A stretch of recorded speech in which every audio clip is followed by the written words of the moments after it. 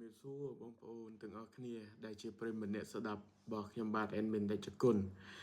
សូមស្វាគមន៍មកកាន់ Channel ថ្មីដែលមានឈ្មោះថាដំណើររឿងខ្មោចដេចគុណ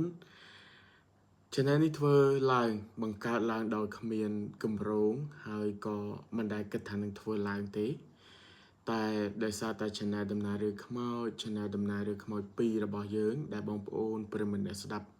តែងតែបានសន្តាប់នៅសាច់រឿងដែលតាក់ទងទៅនឹងរឿងខ្មោចតាក់ទងទៅនឹងរឿងអមនុស្សបទពិសោធន៍ផ្សេងរបស់បងប្អូនយើងដែលបានចែកម្លែកនាពេលបច្ចុប្បន្ននេះដោយសារតែខ្ញុំមិនសូវជាបានចេញមកខាងក្រុមហ៊ុន YouTube គាត់បាន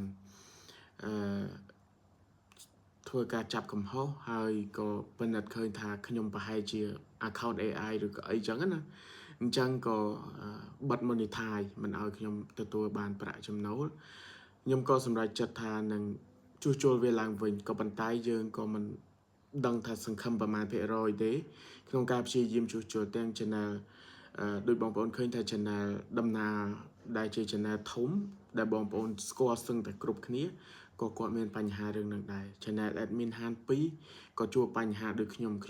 2 channel គឺខ្ញុំជាប់ទាំង2អញ្ចឹងយើងធ្វើការរាល់ថ្ងៃនេះយើងដំណើររាល់ថ្ងៃនេះ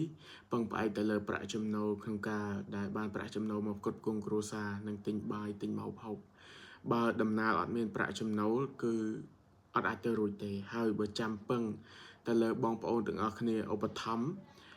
donate ក៏មិនអាចទៅរួចដោយសារតែបងប្អូនម្នាក់មានបន្ទុកគ្រួសាររៀងខ្លួនហើយការស្ដាប់បងប្អូនទាំងអស់គ្នានេះក៏ចំណាយលុយទៅលើការបញ្ចូលកាតឬក៏បងអ៊ីនធឺណិតដូចគ្នាអញ្ចឹងខ្ញុំអាចធ្វើបានបើសិនជា channel នោះមិនមាន monetize វាជាក្តីស្រឡាញ់ក៏ពិតមែនដែលចង់ចែករំលែកនៅរឿងរ៉ាវទៅកាន់បងប្អូនទាំងអស់គ្នាតែវាក៏ត្រូវការប្រាក់ចំណូលក្នុងការដែលមើលថែគ្រួសារនឹងខ្លួនឯងផងដែរអញ្ចឹងនេះគឺជា channel ថ្មីជាសមាជិកថ្មីជាប្រព័ន្ធផ្សព្វផ្សាយដែលខ្ញុំអាចដំណើរសាច់រឿងបន្តទៅកាន់បងប្អូនទាំងអស់គ្នានៅដើមខែក្រោយសំទោសមិនដើមឆ្នាំក្រោយទេ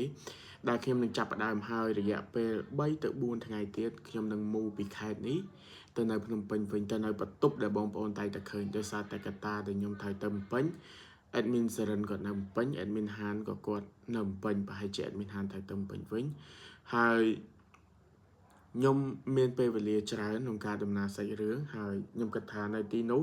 ទោះបីជាសុខភាពខ្ញុំមិនសូវជាល្អតែខ្ញុំមានឱកាសក្នុងការធ្វើការច្រើនខ្ញុំមានអារម្មណ៍ធ្វើការច្រើន